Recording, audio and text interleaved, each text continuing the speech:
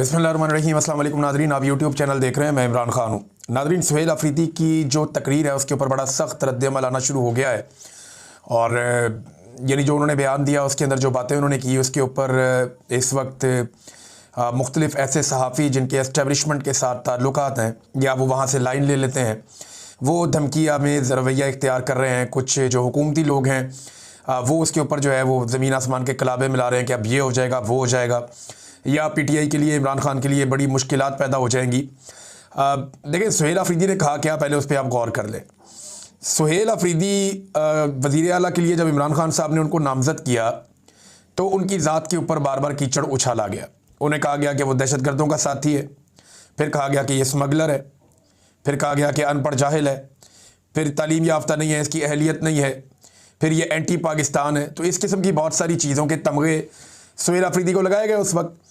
अब वो वज़ीर आला बन गया अवामी ताकत से, उसके बाद उसने उसका रद्द-ए-अमल दिया और रद्द-ए-अमल देने से पहले उसने एक रिक्वेस्ट की जहाँ पे फायर फाइटिंग हो सकती थी कि ठीक है, मैं वज़ीर आला बन गया, आपने बदतमीज़ी भी कर ली, मैं वज़ीर आला भी बन गया, तो अब मुझे इमरान खान से मिलवाएं ताकि मैं जाऊँ और जाकर अपनी पार्टी के मामलात और अपने सूबे के मामलात को चलाऊँ इमरान खान के विजन के मुताबिक। लेकिन फिर उसकी मुलाकात भी नहीं करवाई गई। वज़ीर आज़म से उसकी बात हुई, वज़ीर आज़म ने उसके साथ इधर उधर की बात की, तो उसने कहा नहीं, मुझे इमरान खान से मिलवाएं। वज़ीर आज़म ने कहा मैं पूछ कर बताता हूँ। ये एक नया लतीफ़ा उसके साथ कर दिया गया। अब जब उसकी मुलाकात भी नहीं करवाई जा रही, जब वो अदालती ऑर्डर्स लेकर कानून के मुताबिक जेल में अपने लीडर से मिलने गया तो एक SHO ने उसे रोक दिया। तो फिर रद्द-ए-अमल तो आएगा ना। फिर जलसे में खड़े होकर उसने कहा क्या? उसने तो किसी को गाली नहीं दी, उसने किसी को धमकी भी नहीं दी। उसने सादी सादी बात की कि जनाब, मैं इमरान खान को जेल में मिलने गया था और मुझे इन्होंने मिलने नहीं दिया, जो गैर कानूनी है और अदालतों की तौहीन है। दूसरा, उसने DG-ISPR ने जो पेशावर में आकर धमकी दी उसका उसने तस्करा किया और उसने कहा कि मेरे खिलाफ वफाकी वज़रा ने और DG-ISPR ने घटिया ज़ुबान इस्तेमाल की है। अब बजाय इसके कि पाकिस्तान का मीडिया या पाकिस्तान के दानिश्वर इस बात के ऊपर तनकीद करें कि एक शख्स अदालत का ऑर्डर लेकर जाता है मिलने के लिए अपने लीडर को, और वो एक सूबे का वज़ीर आला है, और एक SHO पाँव की ठोकर से या जूते की नोक पे रखता है अदालत के अहकामात को और उस वज़ीर आला को मिलने नहीं देता, तो मीडिया को तो इस पे शोर मचाना चाहिए। बात तो ये करनी चाहिए कि अदालत का ऑर्डर मौजूद है, आप अदालत के ऑर्डर के ऊपर अमल दरामद क्यों नहीं कर रहे? भाई, एक बंदा अदालत का ऑर्डर लेकर गया है, वो वज़ीर आला है एक सूबे का, उसने बहुत काम करना है। पहले आपने उसके बारे में घटिया ज़ुबान इस्तेमाल की, उसके बाद वो वज़ीर आला बन गया, वो फिर भी जा रहा है अपने लीडर को मिलने के लिए और अदालत का ऑर्डर लेकर जा रहा है, आप उसको मिलवा नहीं रहे।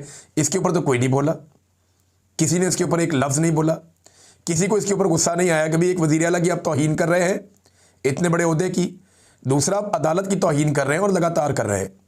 मुलाकातें आप नहीं होने दे रहे अदालती अहकामात के बावजूद, इस पर कोई नहीं बोला। लेकिन जब उस बंदे ने शिकवा किया कि मेरे साथ ये ज़्यादती हो रही है, तो इन्होंने खप डाल दी। होता क्या है, पाकिस्तान की मिलिट्री एस्टेब्लिशमेंट का ना ये तरीक़ाकार है, ये बंदे लॉन्च कर देती है कोई भी एक्शन लेने से पहले कि अभी प्रोपेगेंडा करो, माहौल बनाओ, माहौल को गर्म करो ताकि हम गर्म लोहे के ऊपर चोट लगाएं। ये एस्टेब्लिशमेंट का बहुत पुराना तरीका है। ये लोगों को मारते हैं मारते हैं मारते हैं, और जब लोग शिकवा करते हैं तो ये कहते हैं ये बदतमीज़ी है। यानी आप जितना मर्जी पाकिस्तानियों को मारें, पाकिस्तानी अगर आगे से शिकवा करेंगे आप हमें क्यों मारते हैं, तो इसको एस्टेब्लिशमेंट जो है वो बदतमीज़ी करार दे देती है। अब वज़ीर आला ने तो गैर कानूनी काम करने के ऊपर तनकीद की है कि आप ये कर नहीं सकते। DG-ISPR एक सियासी प्रेस कॉन्फ्रेंस करके गए जो उनका मैंडेट नहीं है, वो अपने हलफ की खिलाफ वर्जी कर रहे हैं, वो सियासी प्रेस कॉन्फ्रेंस नहीं कर सकते कि, लेकिन उन्होंने उसमें सियासी बातें की है, वो अपनी डोमेन से बाहर निकले हैं, जो उन्हें नहीं करना चाहिए था, ये उनसे बड़ी गलती हुई है।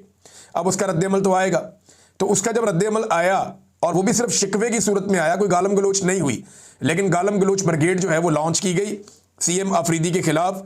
तो इससे होगा क्या, अब धमकियां लगाई जा रही है जी इमरान खान साहब को अब ये वाला नुकसान हो जाएगा इससे, या वो वाला नुकसान हो जाएगा इससे, तो PTI के लिए अच्छा नहीं होगा। तो पहले PTI के लिए या इमरान खान के लिए कोई बहुत अच्छा हो रहा है इस मुल्क में? एक ताज़ा मिसाल आप सुन लीजिए। इमरान खान साहब पे एक मुकदमा हुआ था 2022 में, जब उन्होंने आज़ादी मार्च निकाला था 25 मई 2022 को, आपको याद होगा, जब यास्मीन राशिद साहिबा पे और दीगर खवातीन पे पहली मरतबा लाहौर में बदतरीन तशद्दुद किया गया था। उनकी सारी गाड़ी जो है वो तोड़ दी गई थी, तमाम रुकावटें अबूर करके इमरान खान साहब डी चौक तक पहुंच गए थे। ये वो मैं दिन की बात कर रहा हूँ, 25 और 26 मई 2022। तब इमरान खान साहब के ऊपर एक मुकदमा दर्ज किया गया था तरनौल में। ये जो मुकदमा था ये फरवरी 2024 में, इसमें इमरान खान साहब को बाइज्जत बरी कर दिया गया था अदालत की जानिब से। फरवरी 2024 को इमरान खान साहब बाइज्जत बरी हो गए थे। अब इस मुकदमे में भी पुलिस ने इमरान खान साहब का चालान जमा करवा दिया। जिस केस में कोई शख्स बाइज्जत बरी हो जाता है ना, वो केस उस शख्स की हद तक ख़त्म हो जाता है। फिर आप उस शख्स का नाम नहीं ले सकते उस केस के अंदर। इन्होंने क्या किया, इन्होंने चालान जमा करवा दिया। जितने भी कोर्ट रिपोर्टर्स हैं या जितने भी कानून और आइन को समझने वाले लोग हैं, वो सर पकड़ के बैठे हुए हैं कि इस रियासत को हो क्या गया है। ये एक पागलपन का शिकार हो चुकी है। एक मुकदमा जिसमें इमरान खान साहब को बाइज्जत बरी किया गया, उसी मुकदमे में पुलिस ने इमरान खान साहब को लगभग 1.5 साल गुजरने के बाद, पौने 2 साल गुजरने के बाद दोबारा चालान कर दिया। ये फरवरी 2022 की बात है जब इमरान खान साहब को इस केस में बाइज्जत बरी किया गया था। तो ये नाज़रीन इनकी सूरत हाल है। अब इमरान खान साहब ने दोबारा एहतजाज का ऐलान तो करना है और उस हवाले से कुछ चीज़ें जो हैं वो पाकिस्तान तहरीक इंसाफ में भी ज़ेरे गौर हैं और इमरान खान साहब ने भी अहकाम जारी करने हैं। देखिए, इस मरतबा जो है ना वो पंजाब का रोल बहुत इंपॉर्टेंट होगा, क्योंकि पंजाब से जो लोग एहतजाज करने निकलेंगे वहाँ से एक और मोमेंटम बनेगा। खैबर पख्तूनख्वा में जो 3 जलसे किए हैं ताबड़तोड़ नए वज़ीर आला ने, उनसे एक मोमेंटम खैबर पख्तूनख्वा में बना है। और अभी याद रखिएगा कि ये जो इज़ला है जहाँ पे जलसे किए सुहेल आफरीदी ने, ये वो इज़ला है जहाँ पे वो खुद वज़ीर आला मुंतखब हुए, कबायली इलाके हैं, करक का इलाका है, खैबर का इलाका है, ये उस तरफ जा रहे हैं। अभी ये मानसरा वाली साइड पे नहीं आए, अभी ये मालाकंड वाली साइड पे नहीं आए, अभी ये चित्राल या दीर वाली साइड पे नहीं आए, अभी ये सवाबी या मर्दान वाली साइड पे नहीं आए, जो पाकिस्तान तहरीक इंसाफ के बड़े ज़बरदस्त और मजबूत गढ़ हैं, जहाँ पे तहरीक इंसाफ ने नवाज शरीफ को शिकस्त दी है। और अभी तो ये DI खान में नहीं गए। तो इन सारे इलाकों में सुहेल अफरीदी ने जब विजिट करना है तो उसके बाद फिर आप पाकिस्तान तहरीक इंसाफ का मोमेंटम खैबर पख्तूनख्वा में ज़्यादा बेहतर महसूस करेंगे, जो इमरान खान साहब का विजन है। और इमरान खान साहब ने अब कॉल देनी है और बहुत मुमकिन है कि वो नवंबर की कोई कॉल दे दें।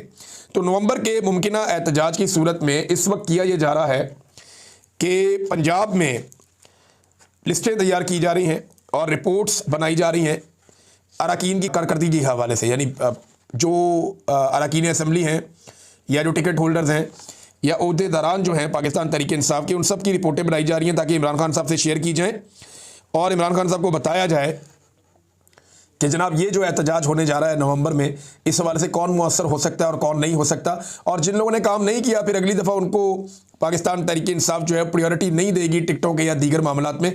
वैसे पॉलिटिकल पार्टियों में बड़ी 2 नंबरी होती है। मैंने देखा कई ऐसे लोग होते हैं जो अचानक आते हैं, आके टिकट लेते हैं, इलेक्शन लड़ते हैं। अभी ये जो 8 फरवरी 2024 का इलेक्शन हुआ, PTI के बहुत सारे लोग थे ऐसे जो बाहर से आए, आकर इलेक्शन लड़ा और इलेक्शन लड़के जाके एस्टेब्लिशमेंट की झोली में बैठ गए। कुछ लोगों ने ऐसा किया और उनके नाम मौजूद है। इलेक्शन लड़ा और लड़के इलेक्शन जीता पाकिस्तान तहरीक इंसाफ के वोटों पे और जाकर बैठ गए नून लीग की या एस्टेब्लिशमेंट की गोद में। तो ये ऐसे लोग आ जाते होते हैं, लेकिन अब ऐसा लगता है कि PTI ऐसे लोगों को बर्दाश्त नहीं करेगी। अब आपने एक एक नाम जो है वो रखा हुआ है लिख कर। अभी जैसे कि एक मिर्ज़ा अफरीदी साहब को, अब तो मिर्ज़ा अफरीदी साहब बहुत सारे लोग बता रहे हैं कि अच्छा काम कर रहे हैं, दौड़ बढ़ कर रहे हैं। पहले माजी में वो बिल्कुल सरेंडर कर गए थे जब इमरान खान साहब के खिलाफ रिजीम चेंज हुआ था, तो उसके बाद मिर्ज़ा अफरीदी साहब सरेंडर कर गए थे। उन्होंने किसी किस्म की कोई मज़ामत नहीं की, बल्कि वो वर्ल्ड टूर लगाते रहे। लेकिन अब लोग बताते हैं कि मिर्ज़ा अफरीदी भाग दौड़ करता है और वो थोड़ा सा एक्टिव हुआ है वो पार्टी के अंदर। लेकिन जब मिर्ज़ा अफरीदी को टिकट मिल रहा था तो बड़ा रुला पड़ा था पाकिस्तान तहरीक इंसाफ में। तो जब सेनेट का इलेक्शन हुआ, उसको बनाया गया, तो ताकतवर लोग आते हैं और वो बन भी जाते हैं, ऐसा नहीं है। लेकिन पंजाब में एक कारकर्दगी रिपोर्ट तैयार की जा रही है जिसमें इमरान खान को बताया जाएगा कि किसने काम किया और किसने नहीं किया। अच्छा, एक और चीज़ है नाज़रीन, और ये इंपॉर्टेंट है इसलिए कि ये पाकिस्तान का मामला है। खैबर पख्तूनख्वा में बड़े लंबे अरसे से ये शिकवा किया जा रहा है कि गंदम की तरसील रोकी गई है और आटे की तरसील खैबर पख्तूनख्वा में भी जाती हैं। तो आटा उनमें से एक है। अब आटे की तरसील रोकी गई है। जो इन्फॉर्मेशन मिनिस्टर है पंजाब की, उन्होंने गलत बयानी की थी और झूठ बोला था, जो डॉक्यूमेंट मेरे पास है उसके मुताबिक। क्योंकि अब गवर्नर फैसल करीम कुंडी ने भी वज़ीर आज़म को ख़त लिख दिया मजबूर होकर कि आटे का मसला पैदा हो रहा है खैबर पख्तूनख्वा में, तो ये सप्लाई ना रोकी जाए। तो पंजाब ने इस सप्लाई को रोका है, जो एक वफाक के लिए अच्छी अलामत नहीं है। ये नामुनासिब बात है कि आप एक सूबे के अंदर आटे की सप्लाई रोक दें, वहाँ पे एक बहरान पैदा हो जाता है, कीमत बढ़ जाती है। लेकिन मरीम नवाज़ साहिबा नफ़रत में इतनी अंधी हो चुकी हैं कि अब उन्हें कुछ दिखाई नहीं देता। जो उन्हें कोई गलत उल्टा सीधा मशवरा आता है वो उस पर अमल दरामद कर गुजरते हैं। नादरीन, यहाँ एक और ख़बर है मेरे पास, ये मैं आपके साथ शेयर करता हूँ। इनके ज़रा कारनामे आप चेक करें हुकूमत के। मरियम नवाज साहिबा ने कुछ अर्सा पहले दावा किया था कि जेल में बैठे शख्स को पता ही नहीं है कि मुल्क कितनी तरक्की कर चुका है। अब ये ज़रा लाइन के साथ मैं आपको पढ़ के बताता हूँ कि मुल्क कितनी तरक्की कर चुका है। यहाँ इसकी तफसीलात मौजूद हैं और ये तफसीलात आप देखिए। पहला, IMF से $7 अरब कर्ज की अगली किस्त लेने का मिशन।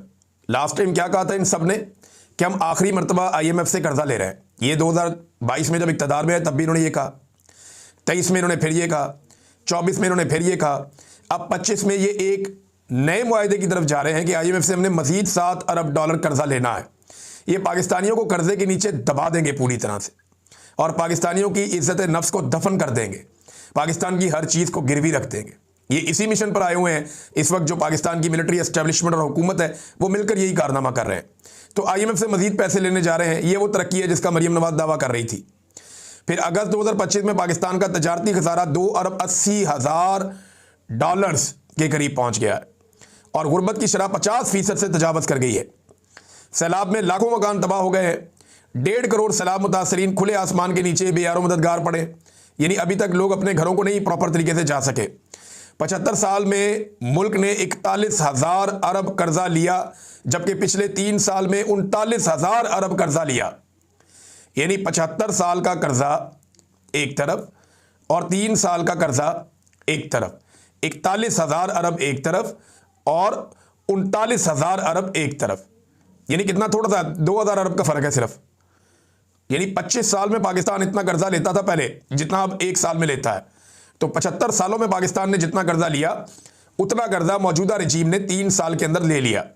मुल्क से 28 बड़ी कंपनियां और 78 लाख पाकिस्तानी मुल्क छोड़ गए। और ये मैं टीवी चैनल से उठा के आपको दे रहा हूं। ये कोई हम खुद से नहीं दे रहे, टीवी चैनल के टिकर हैं जिनके ऊपर ये शाकिर रवान साहब ने इसको पोस्ट किया हुआ है। जज हजरात इस वक्त खुद इंसाफ मांग रहे हैं। 12,000 सरकारी स्कूल खत्म कर दिए गए हैं, यानी बेशुमार सरकारी स्कूलों को आप खत्म कर रहे हैं, वो प्राइवेटाइज करते जा रहे हैं। अब वो जो नए लोग आ रहे हैं उनसे पैसा भी आता है थोड़ा बहुत, तो ये रंग रोगन करके स्कूलों को ये कर कह रहे हैं, ना तालीम का मेयार बेहतर कर रहे हैं, ना बच्चों का सिलेबस बेहतर कर रहे हैं, ना एजुकेशन की फैसिलिटीज़ दे रहे हैं। ये करते ये हैं कि हर ज़िले के अंदर 2-3 स्कूलों को पेंट कर देते हैं, बड़े अच्छे तरीके से पेंट करते हैं, उनको साफ़ सुथरा करते हैं, आसपास उनके चूना बखेरते हैं, अच्छी तरह झाड़ू फेरते हैं, सफाई सुथराई करके पौधों की कटिंग करके उसकी वीडियो तस्वीरें बना के मरियम नवाज को भेज देते हैं। वो सोशल मीडिया पे डाल देती है कि विहाड़ी का सरकारी स्कूल, फलाने जगह का सरकारी स्कूल, फलाने ज़िले का सरकारी स्कूल। तो वो इस तरीके से आवाम के साथ 2 नंबरी कर रहे हैं, सोशल मीडिया खेल रहे हैं। पंजाब में एजुकेशन की क्या हालत है वो सब जानते हैं, और जो इस वक्त 9th और 10th के रिजल्ट्स के साथ हुआ है वो भी सब जानते हैं। जो बच्चों की तालीमी काबिलियत है वो भी हम सब अच्छी तरह जानते हैं। यकसा निज़ाम तालीम होना चाहिए पूरे पाकिस्तान के अंदर। इमरान खान साहब ने एक ख्वाब देखा था, उसकी कोशिश की थी, वो भी इन्होंने ख़त्म कर दिया है। और अब ये कहते हैं जनाब ये तरक्की का सफ़र है जो जारी है, यानी पूरे ज़िले के अंदर आप 2 स्कूलों को रंग कर दें और उसके बाद आप कहें जनाब पूरे ज़िले की तालीम जो है वो बेहतर हो गई है। तो इससे बड़ा झूठ और धोखा कोई हो नहीं सकता। तो ये हुकूमत बनी क्योंकि धोखे के साथ है, लिहाजा ये धोखे के साथ ही निज़ाम को चला रही है। फजलुर रहमान साहब के दरवाजे पे पहले मोहसिन नकवी साहब पहुंचे, अब बिलावल भी मिलने के लिए पहुंचे। और मामला क्या है, देखिए 2 चीज़ें हैं जिनके ऊपर शुबा जाहिर किया जा रहा है। एक तो इस वक्त हुकूमत चाहती है कि अपोजिशन लीडर पाकिस्तान तहरीक-ए-इंसाफ का बंदा ना आए, तो महमूद अचकज़ई का वो रास्ता रोकना चाहते हैं और वो ये चाहते हैं कि इकट्ठे होकर कोई इस तरह की गेम डाली जाए कि अपोजिशन लीडर कौमी असम्बली में बन जाए किसी तरह, पीपल्स पार्टी फजलुर रहमान का इधर से कोई आ जाए अपोजिशन लीडर, और PTI का हमायत याफ्ता या PTI खुद अपोजिशन लीडर के तौर पे काम ना कर सके। अब नंबर गेम दोबारा फिर से वही गंदा खेल खेला जाएगा। और दूसरा 27वीं आईनी तरमीम भी है जिसमें फजलुर रहमान साहब अपनी खिदमात सर अंजाम देंगे एक मरतबा फिर, जैसे कि वो हमेशा करते रहे हैं। लिहाजा बिलावल और मोहसिन नकवी ने उनके दरवाजे पे दस्तक दी है। अब आहिस्ता आहिस्ता लगता है कि बाकी लोग भी पहुंचेंगे। खादिम रिजवी के मज़ार की मुंतकली का मामला जो पहले उठाया गया था उसके ऊपर दोबारा से बहस हो रही है, लेकिन पंजाब हुकूमत ने ये दावा किया था, मैंने आपको बताया भी था कि हम ऐसा कुछ नहीं करने जा रहे, जबकि इदारों की जानिब से उनको ये तजवीज़ दी गई थी कि आप खादिम रिजवी का मज़ार उठा के बाहर किसी और जगह मुंतकिल कर दें, यहाँ पर रश लग जाता है, प्रॉब्लम हो जाती है। अच्छा, इससे बड़ा जो भी प्रॉब्लम आ रहा है वो ये है कि अगले महीने नवंबर में खादिम रिजवी की बरसी है। तो खादिम रिजवी मरहूम की जो बरसी होती है उस पर बहुत बड़ी तादाद में लोग आते हैं, अहले सुन्नत, वो वहाँ पे आके जो बरेलवी हज़रात हैं वो वहाँ पे आके जो है वो कलाम पढ़ते हैं, वहाँ पे आके वो एक उर्स की तकरीबात होती हैं, वो उसके अंदर शामिल हो जाते हैं। तो अब खादिम रिजवी साहब का उर्स है। अब इस हवाले से वहाँ पे अब किस तरह लोग आते हैं, कितनी बड़ी तादाद में लोग आते हैं, या हुकूमत उनको नहीं आने देती, क्योंकि अभी तक मस्जिद भी सील है और मज़ार भी सील है, और खादिम रिजवी के दोनों बेटों का अब तक की इतला के मुताबिक कुछ पता नहीं चला कि वो कहाँ गए। नाज़रीन, बेशुमार लोगों को जेलों में डाला हुआ है। यास्मीन राशिद साहिबा जो हैं, उनसे अभी 1-2 दिन पहले कोई स्टेटमेंट आया उनका, उन्होंने कहा मैं वहीं खड़ी हूँ जहाँ 2 साल पहले खड़ी थी, यानी मैं तो अपनी जगह से हिली भी नहीं। ये होती है एक लीडर की ताकत, अवामी लीडर की ताकत। क्या इस ताकत का 10वां हिस्सा भी हमारे मिलिट्री एस्टेब्लिशमेंट के लोग अपने पास रख सकते हैं? परवेज़ मुशर्रफ 1 घंटे की जेल नहीं काट सका, जेल जाते जाते अस्पताल दौड़ गया था। राहील शरीफ, उसने धमकी लगाई थी, और ये कैप्टन सफदर ने बताया, इनकी अपनी हुकूमत के लोगों ने बार बार बताया कि राहील शरीफ हमें धमकियां लगाता था। आज तक ये उसके खिलाफ एक केस बना के उसको 1 दिन जेल में नहीं डाल सके। ये खुद कह रहे हैं ना, हम तो नहीं कह रहे। जनरल पाशा के ऊपर तो उन्होंने बेशुमार इल्जामात लगाए कि सियासत में बदतरीन उसने मुदाखलत की, ना उसको पकड़ा ना उसको जेल में डाला, 1 दिन जेल नहीं काट सका। जनरल बाजवा 1 दिन की जेल नहीं काट सकता जिस तरह की इमरान खान काट रहा है। इनका हौसला ही नहीं होता। फैज़ हमीद को पकड़ा हुआ है, वो मौजों की ज़िंदगी गुजार रहा है। फैज़ हमीद किसी जेल में तो नहीं है, किसी सेल के अंदर तो बंद नहीं किया हुआ। हमें पकड़ते हैं तो सेल के अंदर डालते हैं, हमें पकड़ते हैं जबरी तौर पे लापता करते हैं तो ज़मीन पे सुलाते हैं, खौफनाक जगह पे रखते हैं। लेकिन फैज़ हमीद को इन्होंने, जो मेरी इंफॉर्मेशन है उसके मुताबिक, बड़ा कंफर्टेबल रखा हुआ है।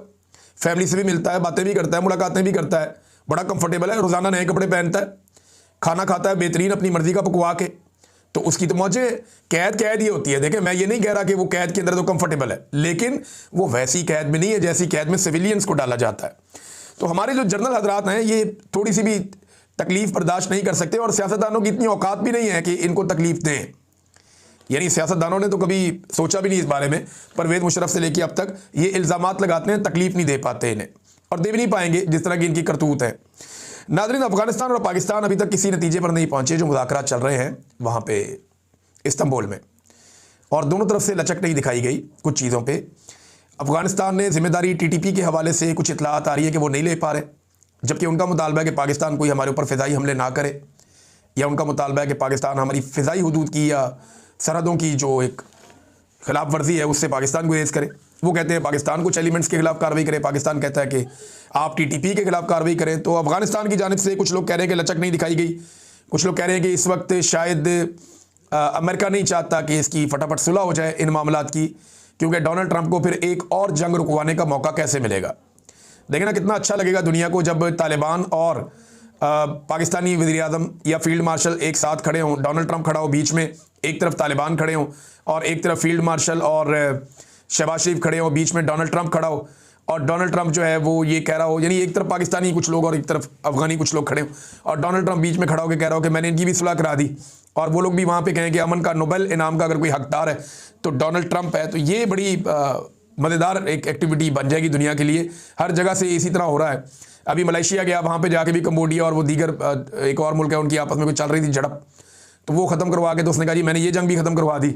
तो इस तरह तो गली मोहल्ले की लड़ाइयाँ रुकवा के भी डोनाल्ड ट्रंप कहेगा जी मैंने फ़लानी भी जंग रोक दी, फ़लानी भी जंग रोक दी, फ़लानी भी जंग रोक दी। तो मेरे ख्याल में जो अमन का नोबेल पीस प्राइज़ है, वो कमेटी को चाहिए कि डोनाल्ड ट्रंप को अमन का नोबेल इनाम इसलिए दे दें